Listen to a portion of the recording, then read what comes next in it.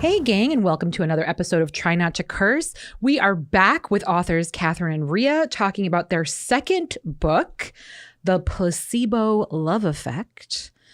We revisit some characters from the previous book, and we delve into some little side characters. Now they have become the main characters in the story. We're following Miley and Rohit's relationship as it develops in the hospital. So hi, Kathryn, Riya. Thank you so much for coming back. I appreciate it.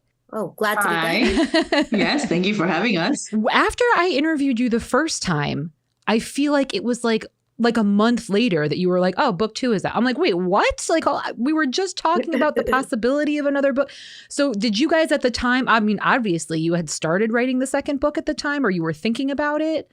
I think we were close to finishing, right? Yeah. Yeah. We were in the home stretch, and then we kind of stopped for a little bit to kind of like focus on the fact that book 1 was coming out and things like that. And then, then you have to get re-inspired to finish and things like that. Yeah.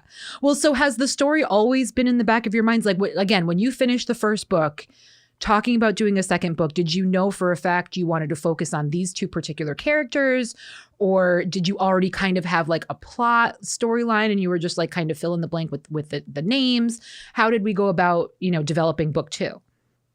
Even as we were writing book 1, we kept talking about like future goals and like what characters we would want to push, because we wanted to drop hints in book 1 that would make sense for book 2, So like we had sort of planned it. And at some point in the middle of writing book 1, we had, we come up with an outline for book 2, just like to have on the back burner. So we would know like what we needed to write into book 1 to get us to book 2. Well, I feel like a genius because I believe I said that in our first interview. I was like, are you going to follow, focus on Miley? So I caught those clues. I feel really good about that. But again, it seems as though you guys are still kind of taking a lot from your everyday lives, from living and working in New York, your backgrounds with your families. You guys talk about food a lot in both books and, the foods that you love clearly. So how much of this was inspired by your lives and your families growing up?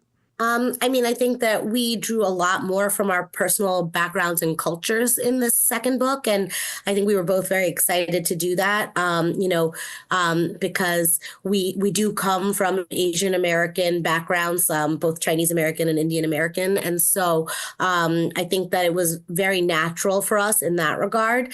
And then I think we had a thought of, tropes that we like and what we would want to incorporate into the book. And so, we were like, well, fake dating's really fun. So.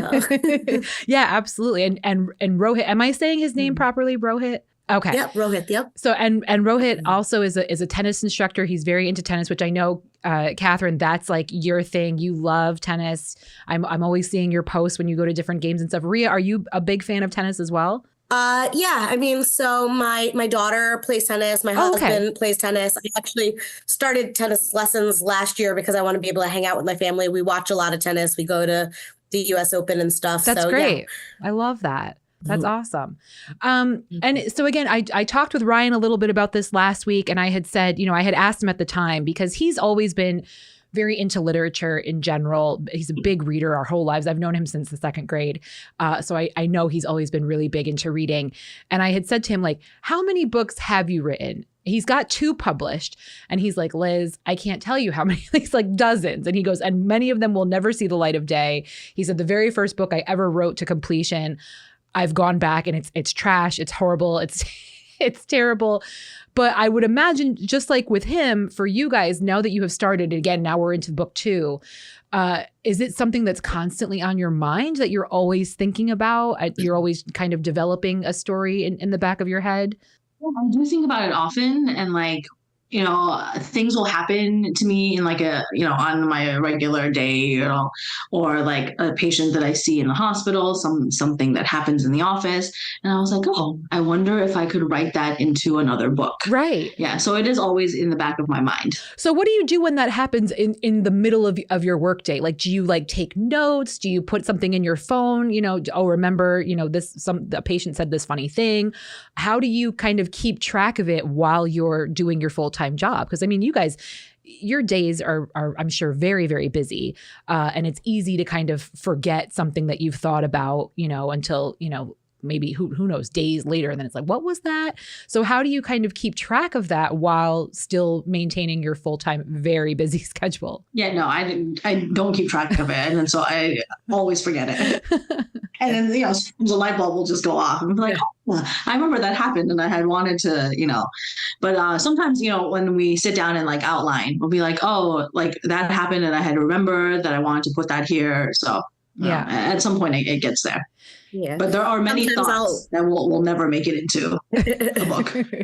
Sometimes I'll take notes on my phone, but often I'll just try to think about it several times. I'm like, if I think about this enough, it'll be in the brain somewhere. Right. Yeah. It's so tough throughout the day. Just remind my listeners, Riya, what is your specialty? We're both actually hematology oncology physicians. Yes. Okay. Very good.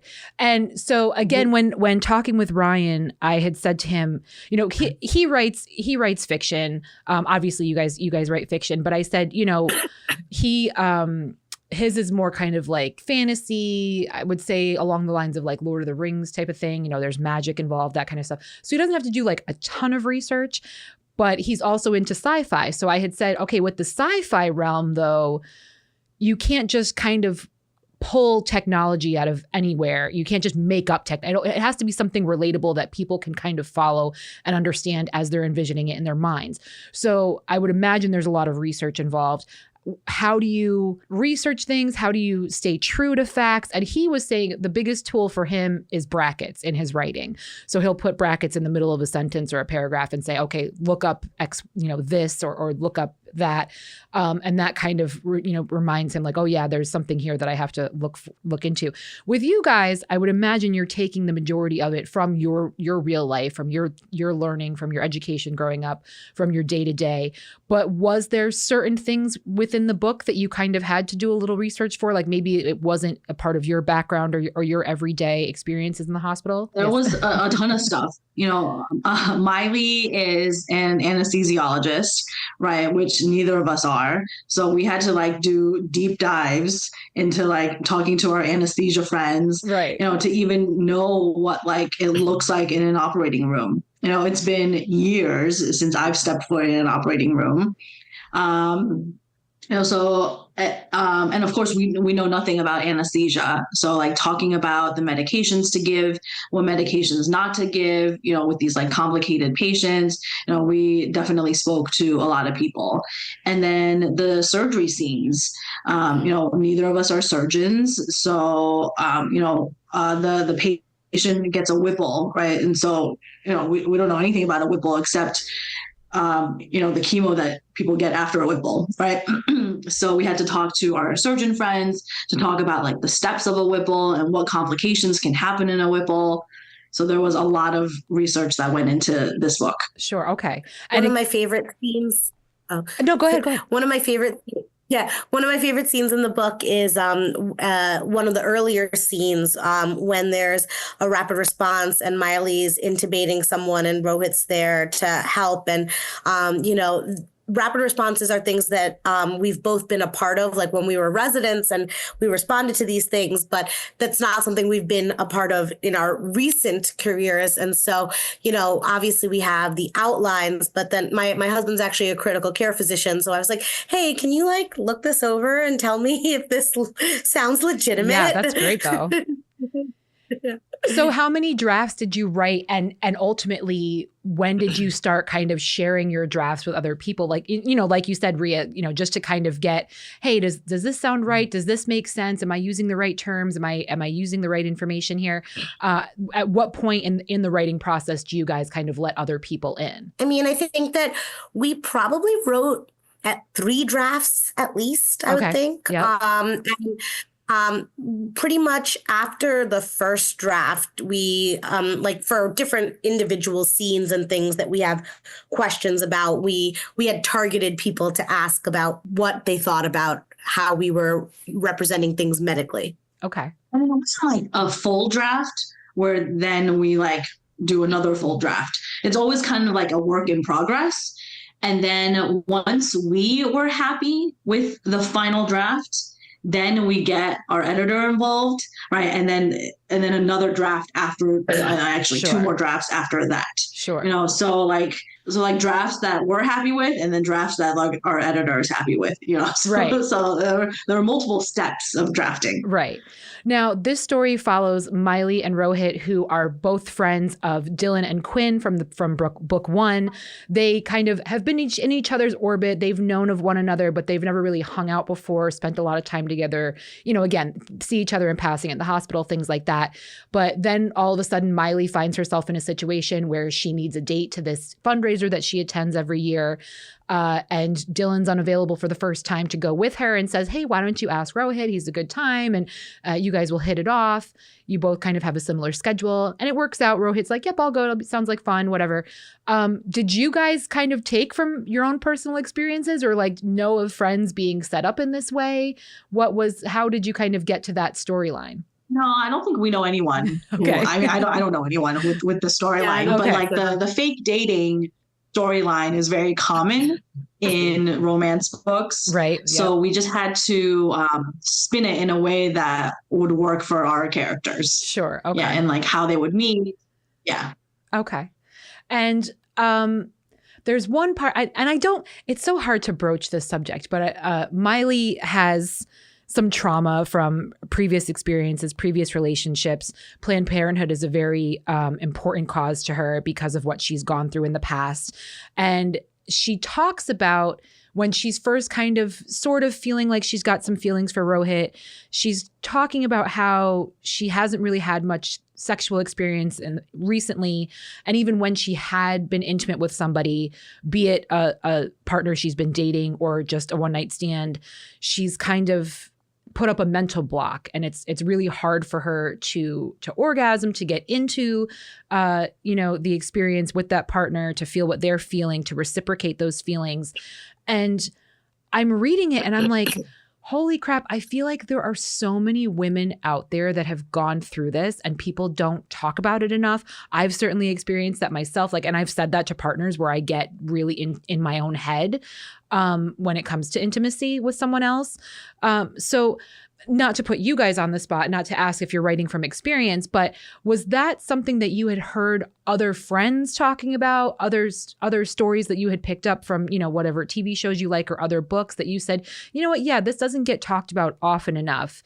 I'm just, what was your motivation for making that a part of her story? I think we wanted something to talk about a little differently and like go a little bit more in depth than in the first book. Sure. To make it a little bit less run of the mill, like tropey romance. But it is something that I have seen in other books. And I think that it's something that is probably pretty common. And, just as a physician, these are things that I have heard, from even patients, not that Miley is going through a personal cancer experience or anything, but I think that sometimes going through cancer, there can be some body image issues. Sure. And some like personal feelings about yourself after you go through certain surgeries and treatments and certain drugs that kind of, can affect libido. And so I do think that it's a very common thing and that people don't really talk about it. And so it's kind of easy to broach in a lighthearted book. We also wanted something that she could work on and overcome and have her partner help her through, like you said, this mental block that she has, and help her work through it. Yeah. And to recognize that there are people out there willing to do the work and to be in it with her and go through that with her for sure. It makes me think now I keep hearing, and this ad drives me crazy, I will say. I keep hearing this ad for Addie, which is, I'm assuming is the female equivalent of Viagra now. And they market it as the little pink pill. And it's so obnoxious, these commercials. But I think of that when thinking of Miley's story and talking about her storyline, because again, I feel like it's not necessarily, I mean, it might be for some people, but I feel like it's more like, that's like more a mental health thing rather than like going and reaching for a pill to solve all of your problems. And I think as a society, especially with our advertising, we get kind of hung up on, oh, there's a pill for that. When in reality, what we should be focusing on is why there's that mental blockage in the first place, why you're feeling that way in the first place. Do you agree, or do you feel, like some of these things are, I mean, again, obviously, yes, they are needed to a point for certain people, for certain demographics. But do you feel that mental health care should be in the forefront, should come first, as opposed to just looking for the next prescription? Yeah, sorry, I didn't know this medication, so okay. I was looking it up. Yeah, I wasn't familiar. I looked it up also. I mean, but yeah, I think that multidisciplinary approaches to complex problems are always the best way to handle things. And I think that a knee-jerk prescription response is not necessarily helpful for most issues. And I think that, sometimes like you need to do something, right? So like, let's say you're anxious, then and you need an anxiolytic to kind of get through the day, but then also focusing on the root cause of the anxiety and trying to figure that out is reasonable. But it's also unreasonable to think that someone with a generalized anxiety disorder is going to be okay without a prescription, right? Like there should be no stigma associated with that kind of prescription. They need it, but also getting to like root causes and other coping mechanisms is reasonable. And I think that similarly, like if you need a prescription for something like in the sexual realm, there's nothing wrong with that. But I think that there's also an importance in kind of tackling it in a multidisciplinary way. Absolutely. Yeah. Yeah, I think, and again, we can go down so many rabbit holes, but I think in this country in particular, because I hear it a lot from foreign countries, they're like, we don't advertise medication. We don't advertise pharmaceuticals like you guys do. And it's crazy coming over here and seeing the commercials and all the different pills that you're pushing. And I think the problem with that is, again, certainly in this country, is that we market it as like a one size fits all problem. Like, oh, you just need this pill. And it's like, well, okay, just because my symptoms are similar or I'm having, similar experiences doesn't necessarily mean that this is for everyone. And again, I think people are just looking for a quick fix all the time because we don't have the time. I've recently been talking about my schedule. Now I'm going deeper into fixing my because I have year-round allergies.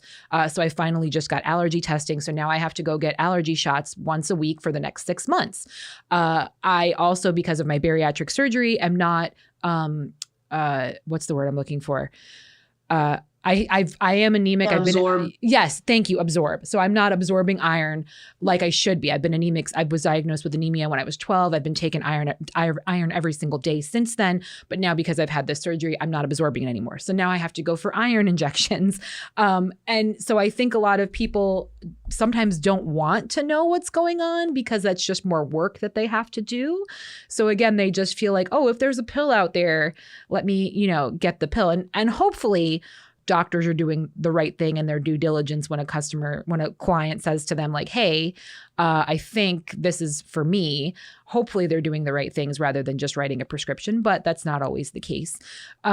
So you guys, we don't see often patients come in and be like, I saw this commercial, put me on this medication. It happens sometimes, but like rarely. So like, honestly, I don't know who these commercials are geared towards. Right. Because like when I watch this commercial, I'm like, well, I'm going to use it when it's when it's appropriate, and I'm not going to use it when it's not appropriate. But then I don't know who like the layperson watching these commercials and being like, oh, that sounds like a great drug, right? Like who does that? It's funny because sometimes I'll tell someone, I'll be like, okay, like, this is what you have, and this is how I want to treat it. This is the drug I want to use. The brand name is whatever. And I was like, and now that I've said this, when you're watching TV, you're going to see a million commercials for it. You've been seeing the commercials all along, but it wasn't registering. But now that you know what it is, you're going to notice every time you see this commercial of Blythe Banner walking through a forest. And then, now you can have your Prolia shot. Right. Well, the only thing that ever sticks out that when when my friends and I talk about it or whatever, if we're watching TV or something, the only thing that ever sticks out is the side effects. That's the only thing we ever focus on. That's all we hear is that we're going to shit ourselves and don't take this if you're allergic to it. Well, how the fuck would I know if I'm allergic to it or not? I've never even heard of this thing. That's the craziest one. Yeah. I mean, and again, these are just blanket. Let's just cover ourselves for liability. Like, oh, you're allergic to it. Yeah. Well, we told you might be. Like, that's just the wildest thing. And I can't believe they get away with it. So it's the end of 2024. We're getting into 2025. How are things in healthcare these days? It's just, not good. I was literally complaining to Kathryn earlier today about how I have went through multiple appeals on a drug that's completely indicated. And they were like, oh, no, we're just not going to approve this medication. I'm like, what do you mean you're not going to approve this medication? It's like there was a trial published in the New England Journal of Medicine. The FDA approved this drug for this indication. I literally put the date on September 17th, 2024. This drug was approved. Gosh. I went through all these processes. They're like, no, we're just not going to approve it in this indication. And I'm like, but why not? I can't. So she texted me earlier and she said, United Healthcare is not approving this medication. Yes, and I literally texted her back. I said, next time you talk to them, you ask them who their next CEO is going to be. Oh my God. But or honestly, just be like, you guys know that you don't look good right now, right? Like public opinion is not in your favor. So maybe you want to do my patient a solid. Hello. I just like read the room, folks. Like people are not fans of yours right now. You should be doing everything you possibly can to get public opinion back in your like people are like applauding the fact that someone was gunned down in your association. Like, come on. Which is crazy. It's crazy. And I had to tell the patient, she's like, oh, I got a denial letter, but then I got a second denial letter. I was like, yeah, because I appealed it. And she's like, yeah. And then I got another denial letter. I was like, because I appealed it again. And then she's like, oh, well, thank you for all the work you did. I was like, okay, you don't have to thank me, but I'm so sorry. I couldn't get it approved. It's unbelievable. And again, so many people are walking around being, like, oh, big pharma is the problem. Big pharma is the problem. No, babe, big insurance is the problem because I can't tell you how many times between, again, my bariatric, my regular doctors, all of that. Like I had the flu, a really bad case of the flu, and it turned into bronchitis, the first time I ever had bronchitis. And so we're going through, I had 5 different freaking medications for it.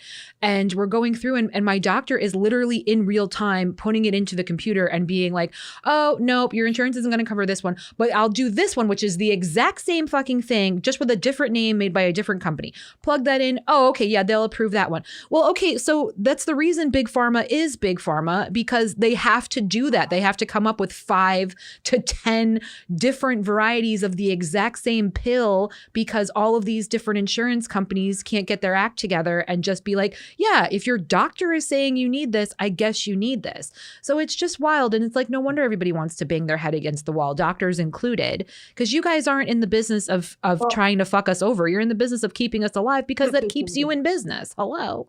I want to ask you, you said you get iron infusions. I haven't started yet. The brand we will name? be. Yeah, no, I haven't. I haven't started Do you yet. know but which one you're getting? I don't. I haven't seen the hematologist yet, but I'm sure that's going to be a conversation as well, and we're going to have to go down some rabbit holes there. Again, even my bariatric surgery, when they first gave me, they gave me a omeprazole for the heartburn. Same thing. She's like, these are the 3 different ones that are possibly going to be prescribed to you. It's just a matter of what your insurance will allow. And lo and behold, that's what it was. That's what I was able to get. But it's just, I don't. I ask because the iron is a constant insurance headache. There are formulations. Yeah.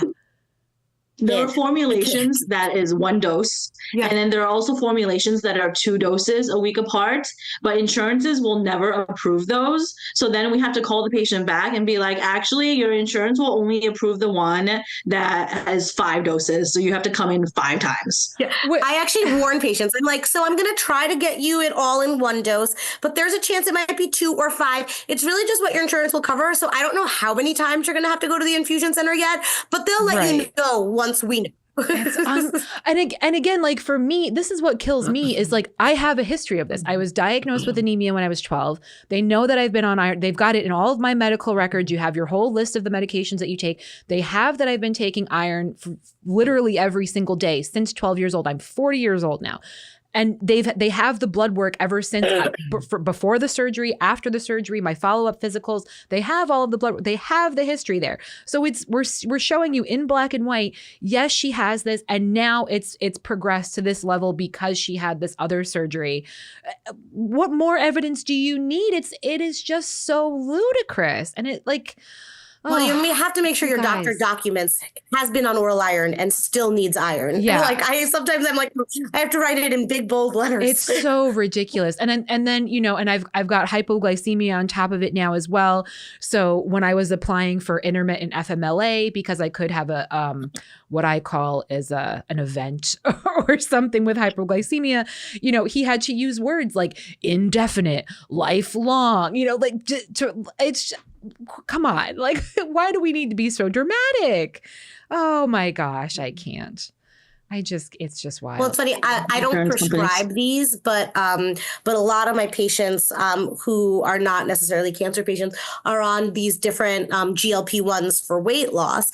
And so, like, you know, when I see them, they're like, oh, okay, well, I started this medicine. I was like, okay, well, that's totally fine. I just want to make sure I keep an eye on your iron because sometimes these medicines can make it that you can get iron deficient. So like, I'm going to keep an eye on that for you. And then I'll see them like, you know, maybe 2 months later, they're like, oh yeah, I had to stop because my insurance wouldn't cover it, but then I had to start this other one. So I just start all over. And I'm like, oh, okay, I'm sorry for you. Yeah. And it's just like, and then one of my, you know, I work in a multidisciplinary office. There are other specialties there.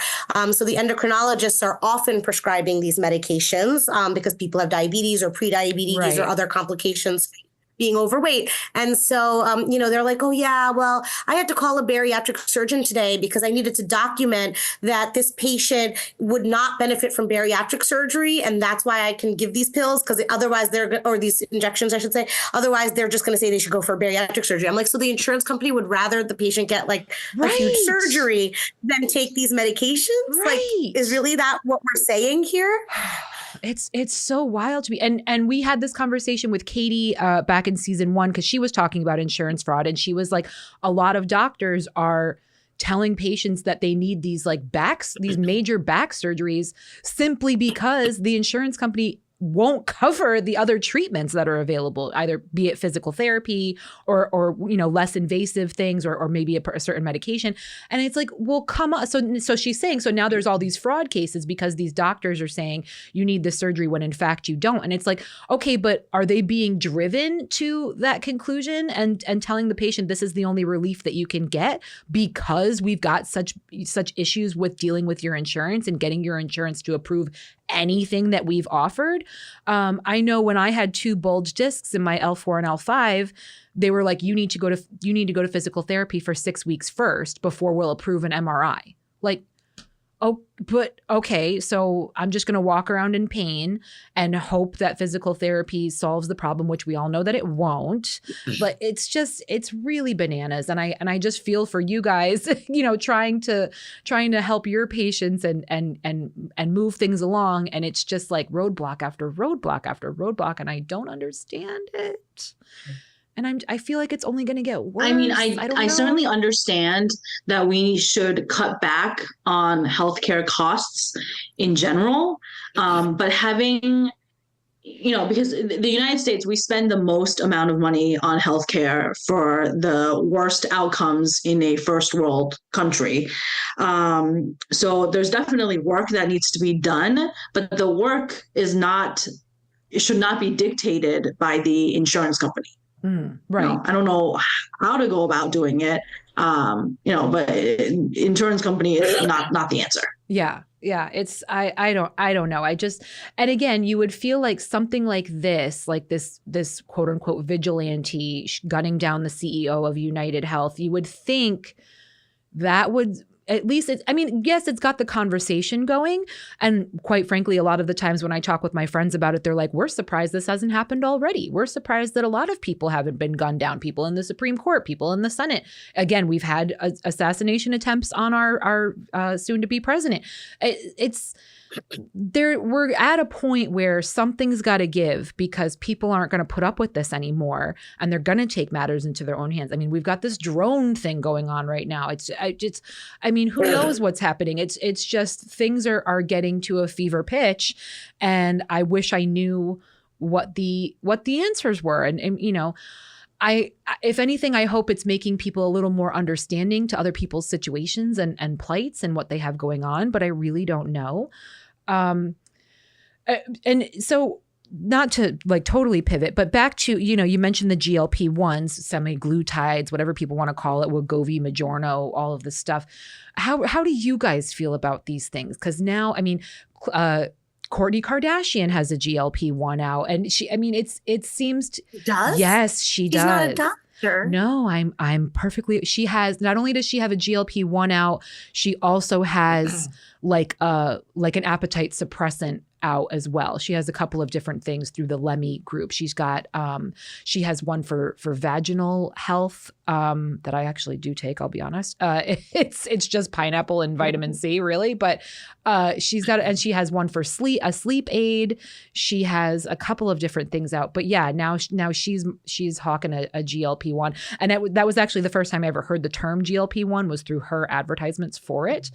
But it's all the same thing, correct? The semaglutides and the GLP-1, it's all the same thing. Is that right? Yeah, I mean, I think some of them work a different way. Like, I think Zepbound has like maybe a dual mechanism of action, but so it's not just a GLP-1. But yeah, like they're all in the same sphere of things. My friend's an endocrinologist, and she works in my building, as you can tell. So I talked to her at lunch. I think, I mean, in general, I think that there is obviously an obesity epidemic in the United States. I think that carrying extra weight can have significant health detriments, like ranging from something as benign as like knee pain to something more serious like pre-diabetes and diabetes. And so, and all the complications that come with that. So I think that, you know, there's nothing wrong with getting help when you need it.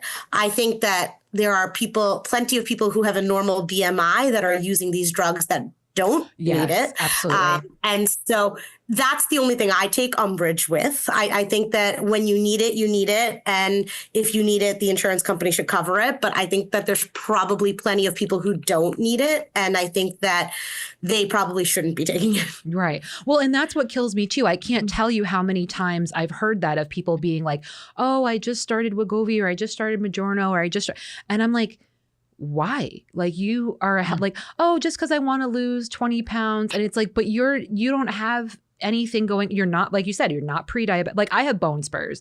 I have bone spurs in my knees. Like I said, I had a bulge disc in my back. Like I was getting to, that's where I finally drew the line, where I said, okay, now I'm at a point where even if I was disciplined and I had started an exercise regimen, I can't, because I'm in physical pain and I can't walk. So that was kind of the last straw for me. I was like, all right, something's got to give here. But for people to just, and so again, that's what kills me too, because then you sit there and you think, well, what doctor would prescribe this for you if we're talking about an extra 20 pounds here? But at the same time, in the same vein, on this show, I have had multiple, always women, come on and talk about their health journeys and the things that they've been going through, and the different, how long it's taken them to get a proper diagnosis. And every single one of them says, the first thing they're told is, oh, maybe you just need to lose a little weight. And all of a sudden, this problem will magically go away. And these are perfectly healthy people walking around. Some people were, in fact, underweight. So the fact that you're telling me that I should be losing weight on top of that is sending the completely wrong message and not in any way helpful. So I think this country still needs to kind of get on the same page as far as recognizing all bodies are different, all, chemicals imbalances, hormone imbalances exist. There's all different things. You can't, again, kind of using like the blanket thing with everybody. You can't do that because we're all so different. I mean, famously, there was a group of doctors that tried to study hormones in females and quickly realized that it's way too complicated and gave up. So that's also part of the reason that we're where we're at right now, because nobody is brave enough to sit down and actually do the work and go through it. You guys, I just don't know. I just don't know. What are the answers? What are we doing? It's just, I feel like we're all just kind of grasping at straws and just, we hear something good and like, oh, that worked for Susan, so clearly that's what I need. And it's like, no, help me out here. I don't. Oh, it's like those what I eat in a day influencer videos that I hate, because I'm like, well, everyone shouldn't be eating the same things in a day, right? Like your body has different needs than that person's body. Oh, I feel like trad wives are right, ruining exactly. America. We're also different. Yeah, exactly. So let's go ahead, please. So sorry to interrupt. No. But you talk about what you're like. What I sense is that, there should be personalized medicine is what you're saying. Well, that'd be nice. Not affordable, not feasible. Our field in oncology is actually at the forefront of personalized medicine. Somebody who has, like a stage 4 breast cancer, we send the tumor, stage 4 any cancer, we send the tumor for testing that does a genomic analysis of the entire tumor. And it tells us whether or not there are mutations in the tumor that will respond to certain medications. So personalized medicine is coming. We have it in our field. It's just not, and we just don't have it yet for like the well person, for a well visit. Sure. But we do use it in oncology already, which is great. Yeah, and I mean that makes sense because again, different blood types, different ages, they're all going to react differently to different treatments, that kind of thing. I mean, even like I said, I just started allergy injections for the very first time, and they make you sit in the waiting room for a half an hour, and they're like you could have any range of experiences, sensations, reactions. I had cotton mouth immediately, and then like I kind of like had a little like hive action on the side of my neck like later on in the day, but I was very fortunate I didn't have anything crazy. So everybody reacts differently, and you just never know, certainly when you're trying something new. So that makes perfect sense to me. Again, with insurance, with financial struggles, are things getting harder for you guys, or is it, are you seeing more patients? Are you seeing less patients? Because again, I think we're in this weird kind of tug of war where it's like people want to take care of themselves, but they either know that they can't afford to, or they simply don't have the time because they're busy trying to make money to pay those bills. I don't know. Like, are you seeing a trend in one direction or another? Definitely see that there is a shortage of physicians. Yes. Wait times can be astronomical. Yes. Even to get in to see your primary, right? Yes. No, so like if I call my primary and I'm like, I have a cold, can I come in? Sometimes the answer is, not possible because they don't have any openings the next day. But like, but maybe I could get in to see my primary within a week, right? But a wait time to see certain specialists, an endocrinologist, a dermatologist, can be 6 months. Someone will be dead from their diabetes, before they get their appointment. Of course, oncology is slightly different because it's time sensitive, right? So we try to get in new oncology patients immediately, and I will change my schedule around to get a patient in, because that's how important it is. Sure. But for like a hematologic issue like iron deficiency, right? Like you have it could be a 3-month wait to get in to the office. Yeah. Right. And that shouldn't be, right. We shouldn't have a physician shortage. We should make it, I don't know, more openings in med school, maybe more med schools, maybe more residency spots. But I think every specialty is feeling it. Yeah. Do you agree? Yeah, I mean, I think like it's very hard. Even I think we live in New York, and I think New York is a high cost of living area. And it's also a low reimbursement area for physicians, comparative to the cost of living. And I think that a lot of physicians could make more money if they work somewhere else. And so I have seen, and recent times that I think that a lot of people are moving because there's a lot to deal with. Like you have to do these prior authorizations. You have to get on the phone with the insurance company.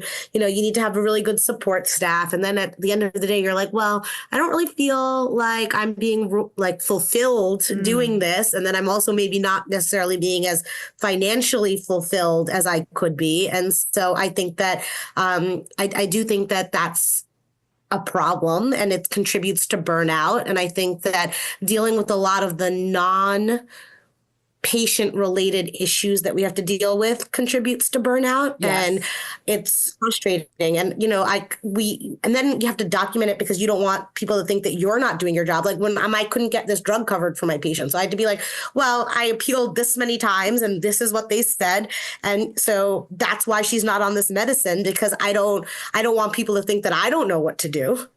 Yeah, sure. I mean, I again, just like you said, Kathryn, I've seen it myself. I had a physician that I loved. I absolutely adored her in my primary care. And same thing, they had merged into a bigger hospital group and have kind of, got absorbed into that network. And once that happened, they moved to a bigger office, a much busier office. They had more receptionists available and staff. But she initially, when they first opened up there, she had like a checklist every time she would meet a patient. And she's like, I literally have to write down like how much time I spent talking with you about these different things. Like, so like there was one specifically about like weight and like, what are you doing to exercise? How's your diet? Da, da, da. She's like, do you want to talk about it or don't you? And then she said to me, she's like, look, I actually have to write down that we talked about this for 2 minutes. And she was over it. So she moved to another practice. She moved out to Rhode Island. She said, I'm done. I'm gone. Now, the primary care that I see in that office now, love him, great guy, but same thing. When I was homesick with the flu, I made a telehealth appointment and they kept calling me and saying, oh, he's running behind. He's running behind. I don't think I actually talked to him online until after 6:00 at night. And I'm laying in my bed dying and I'm worried that I'm going to fall asleep and I'm going to miss the appointment because they kept pushing me. And then again, most recently I had called them. I said, oh, I'm running like 5 minutes behind. And they were like, oh, no problem. Get here when you get here. And I realized he's running late. They don't care that I'm late because they know I'm going to be waiting. And sure enough, I get into the office and they've got a whiteboard with all of the doctors' names. And they say, this one's on time. This one's half an hour late. Sure as shit, the guy I was there to see running an hour behind, which would have been nice if they mentioned that on the phone when I had called. But I'm like, okay, that's why you don't care that I'm running behind, because I'm going to be sitting in this waiting room. I'm just intrigued by this kind of like airport arrivals board. Isn't that wild? Yeah. Yeah. That's kind of wild. And the worst part is they got rid of the Wi-Fi password that they had displayed in the waiting room. There are no magazines of any kind. So what am I supposed to do here with my lagging cell phone? Like, I would have brought a book. I would have brought your book, for goodness sakes. So it's on the one hand, I don't know, is it comforting that everybody's going through this, that we're all dealing with this at the same time? Or is it like, holy fuck, we all have to deal with this? I don't I just don't know. I mean, I talk about it at my own job too. My own job, we've been short-staffed, and I say since COVID, and then everybody, COVID's over. Stop blaming COVID. I said, no, since COVID. It started with COVID and we've never recovered since. And I do remember hearing that in the news. They were saying that about physicians, the same thing, that we need more nurses, we need more doctors, and the numbers are just dwindling because I think people realized that's really stressful and I don't want that. It's not worth it. I don't want that in my career. And again, the abuse that you guys get, all that kind of stuff on top of it as well. So I don't know what the answers are, but I wanted to talk with you guys about it to at least kind of validate what I'm seeing, what I'm hearing, what I'm experiencing myself. And again, I don't know that it's a good thing that you are validating what's going on necessarily. Well, I saw this, I mean, I don't know what they're called anymore, but it used to be called a tweet. So, yeah. Oh yeah. I still call them that. When it was Twitter. So there was this tweet by this woman who is American but lives in a European country. I want to say Germany, because this was a while ago when I read this. So let's just say it was Germany, but I know it was some European country. And she had felt something in her breast, right? So she called her primary care physician where she lives now, and they said, come in immediately, right? So she went in immediately, and then the physician said, okay, go down the hall, you're going to get a mammogram, right? So she goes and gets her mammogram the same day. And then, they're like, okay, now you're going to go to the next room and get an ultrasound. And the same day she gets an ultrasound. And then they're like, yeah, we see something. We're going to do the biopsy now. And she gets the biopsy done. Right. Like in the United States, this process would take a month, 2 months. Sure, right. You go in, you see your primary, and then you go home and you schedule your mammogram. And then the mammogram people are like, okay, we have an availability in 2 weeks. So come in 2 weeks. Okay. So you get your mammogram. And they're like, well, maybe we see something. So come in for another repeat mammogram. So then you go in, and then, literally it takes 3 months to diagnose one thing. And this woman had it done in one afternoon. Right. Right. So like if we had availability, maybe we would be able to do things quicker, but like, I don't know why things are so slow. Yeah. I mean, again, even, dealing with this allergy specialist, it was literally a month between each initial appointment because we just don't have the time. We're just busy. We're just slammed. And it's like, okay, this is really strange. So I think my first appointment was in June. They didn't do the pricks on my back until a month later. And then same thing, they didn't do the pricks on my arms until a month after that. And then, the doctor's not available to talk to you about your results for another month. And then even then they pushed me because something had happened and, she has to change the thing. So, it was literally like I just started my first allergy injection this week. I didn't get my results and, get on a plan until November. And again, my first appointment was June. Like and I'm sitting there and I'm like, that many people have allergies? Like you guys are that slammed? This is like it's not the middle. It's not New York City. It's not Chicago. It's not LA. Like we're really that busy here in this office that you can't schedule me a couple weeks out. So and again, I think now more and more people are seeing this. And that's why it's so hard to get people interested in joining the field, because they're like, this is stressful as hell and this is crazy. And, what kind of benefit are we getting from it? I mean, yeah, maybe you get a decent paycheck, but is it worth your time? Is it worth your mental health? Is it worth being away from your family? It's just, I don't know. I really don't know. And again, it's a shame because from what you're telling me, everybody's experiencing it.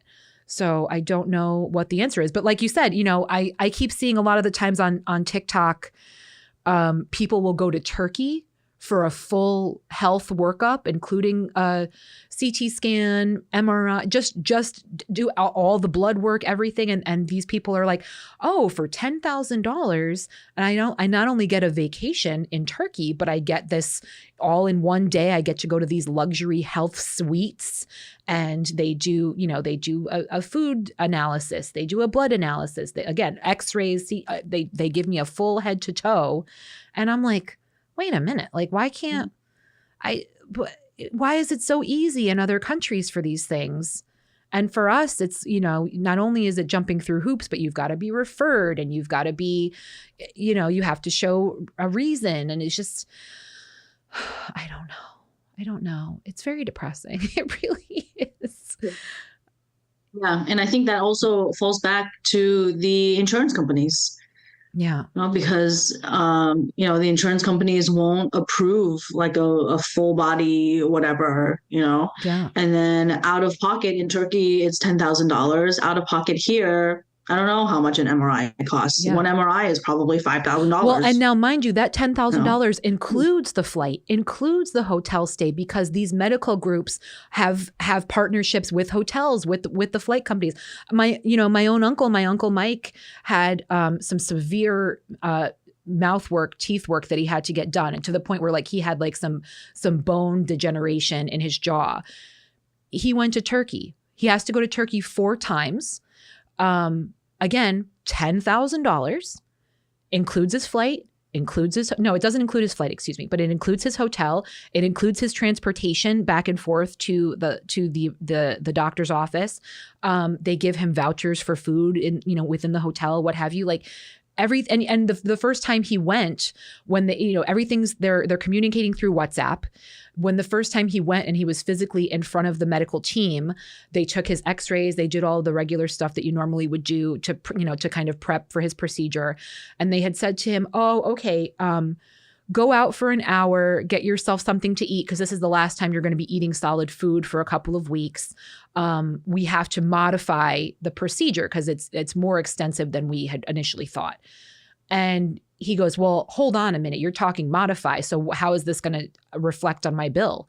And they said, no, absolutely not. It's not going to change. The quote that we gave you is the quote that you're paying.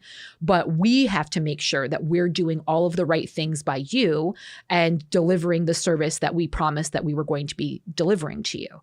I mean, that's just unheard of here in America. You don't get that kind of service. You don't get them saying, oh, we have to do more, but it's not going to cost anything else. Like, that's crazy. But again, do people have $10,000 lying around to do something like this? Not necessarily. And he said, he goes, if I were to do that here in the States, even with insurance, that's $100,000 out of my pocket. You know what I mean? When all is said and done. So it's just, I don't know what, I mean, even, Bernie Sanders has asked that question when he's got, in front of pharmaceutical CEOs, and he's like, why does your drug cost $72 a pill here, but it's $5 a pill in Germany? It's at the end of the day, it's just greed and people taking any opportunity they can to screw over the American people. And it sucks. And I don't know. You guys have to vote. You have to pay attention. You can't just be... I don't know. But, and again, that's why I was looking forward to talking with you guys. Yeah. Just because I need to hear it from the people that are actually the experts that are actually dealing with this stuff. I need to know that I'm not crazy. You know what I mean? Like, no, you're not crazy. We're also in the trenches. Yeah. Sometimes patients will bring me a bill and they'll be like, can you explain this bill to me? I'm like, I have no idea. Like, billing is so far from what we do. Yeah. It's like a completely separate department. I wouldn't even be able to tell the patient who to call. Sure. Right? It's just so complicated. Yeah. I don't know. But again, we've got your book. You're here to talk about the book. Now, again, when we talked about the first book, we were talking, Amazon, Kindle, are we going to be is there going to be any audio versions? Are we going to see them in actual bookstores possibly? Now, mind you, every time I look in the bookstores, a lot of books these days have very similar cover art to yours, to the point where I'm like, oh, maybe am I going to start seeing theirs alongside all of these other ones? Because they all seem to be kind of in this, same kind of theme as far as the cover art is concerned. So have you guys talked about that? Or do you have an interest in having physical copies show up at Target, at Barnes & Noble, and, or maybe just local bookstores? Anything like that? Yeah, I mean, we would definitely love that to, get it out there, but I think it's near impossible, as an indie author.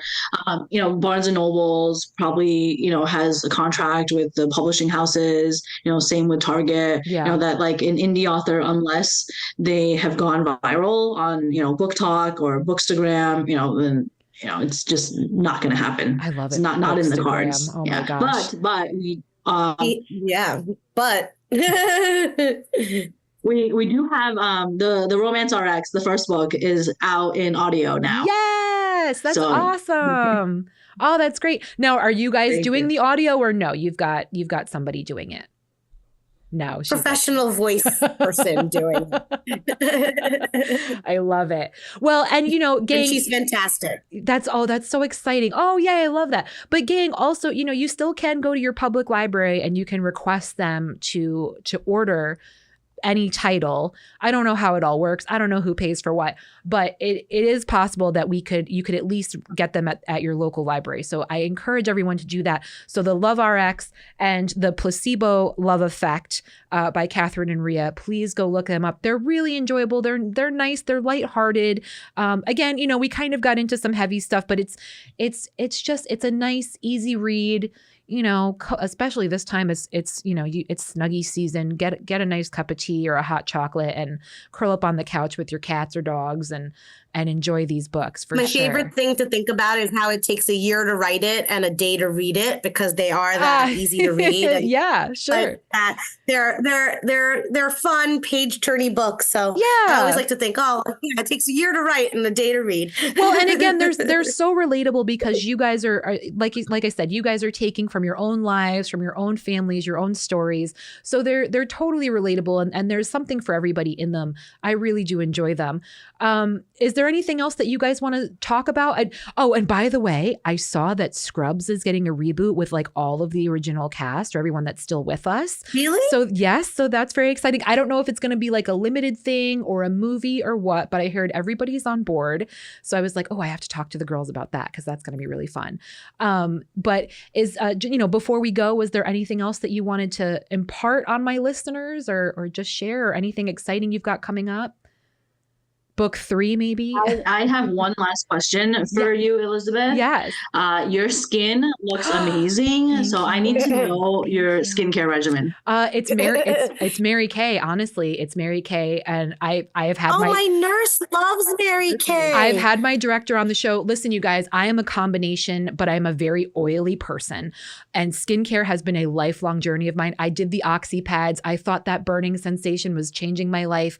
I did the St. John's apricot scrub, which is actually one of the absolute worst things you could possibly do for your skin. Never do that. Yeah. Never. No, Absolutely not. It's literally putting holes in your face. But a friend of mine started Mary Kay, and being a supportive friend that I am, I said, okay, let me try some stuff out. I learned very early on how important moisturization is, regardless of whether or not you have oily skin. Your skin is actually producing more oils if you're not moisturizing, because it's trying to compensate for the lack of moisture on your skin, gang. So fun fact right there. So I started moisturizing when I was, I think 18, but never washed my face at night. Never used toner, never, that kind of thing. Never really had a regimen. It was more like, okay, I'm washing my face in the shower, whatever, and then I moisturize. That was it. But SPF, very important. Hydrating, and I'm talking water, gang. I'm not talking diet soda and tea, like hydrating water. Silk or satin pillowcases is very good for your hair and for your skin. But for me, it was Mary Kay. So like I said, I wash my face in the shower. I moisturize every single day. Eye cream, you guys, I cannot emphasize how important eye cream is. But also washing your face every single night. And again, you don't have to have my whole thing was I don't want to use 5 different friggin' products every time I go into the bathroom. That was my number one thing. And I said, if you guys can get me down, I'll give you 3 at the most. If you can get me down to 3 products before I go to bed each night, then we're good. So that is key, is washing your face every single night, regardless of what you've got going on. And SPF, especially for you ladies, if you're in front of a screen all day, even being on your phone, everything emits a UV light. So SPF is absolutely so important. So get a moisturizer with SPF in it if your skin can tolerate it.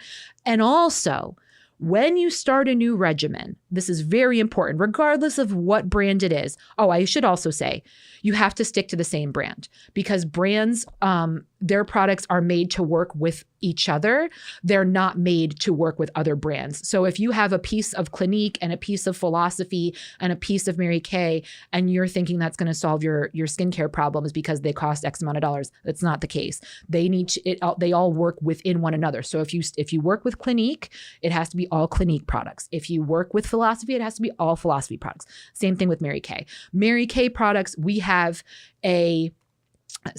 I'm doing the sales pitch now. We have an acne specific regimen. We have a sensitive skin specific regimen. We have a moisturizing specific regimen, but they all work with one another. So I do use an acne preventing toner, but I use a hydrating serum, but I use a combination oily moisturizer. They all work with one another because they're under the same banner. They're under the same brand.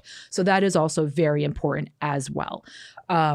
And then you guys I'll say this one thing about Mary Kay. Yeah. My nurse loves it. And it's, in hardcore COVID, my husband's a critical care physician, wearing N95 for a bajillion hours a day. He had skin breakdown on his nose. The maskne, I didn't know what to do. And my nurse was like, I don't even know what she gave me. She gave me a tube of Mary Kay. She's like, give this to your husband. She's like, this is my last tube, but let me give it to you for your husband. And I have to, he literally had no skin, it was all broken down, and it helped. It made it all better. Yeah. So I will say that. But again, the only thing I can emphasize is if you are starting a new regimen, again, regardless of the brand, I'm not trying, it'd be great if you want to buy from me, that's great. But I'm not trying to make money off this. No matter what it is, your skin is going to have to get used to that new regimen. So what that means is it's going to start removing the toxins from your skin, but it's going to show up like acne. So people think, oh, this stuff is making me break out within the first week of using it. That's your skin flushing out the toxins and getting used to this new regimen and this new combination of products that are being applied to your skin. It's literally like your pH is changing in front of your eyes. So don't get discouraged. Don't think that it's the product not working for you. You have to give it a full month to really see any type of positive change. So again, as you can tell, I'm very loyal because it did make a huge difference in my life. And I do get complimented on my skin regularly, which is never in my life did I think that was going to happen, because I have rosacea. I had horrible acne all the way through college, everything. So it's awesome. But all I can say is, gang, moisturize, wash your face, hydrate for sure. But thank you for that. Any last things before we get going here? No? All right. Well, Kathryn and Riya, thank you for having us. Thank you so much for coming back. Again, I know we got into the weeds there for a little bit, but I don't know a whole lot of doctors, so I had to have this chat with you guys, and I appreciate you entertaining me for sure. So gang, this was Try Not to Curse. Again, their second book, The Placebo Love Effect, is available now. Amazon, Kindle. The Love RX is now available on audio. That's so exciting. So we will catch you guys next time. Thank you so much. Thank you. Bye.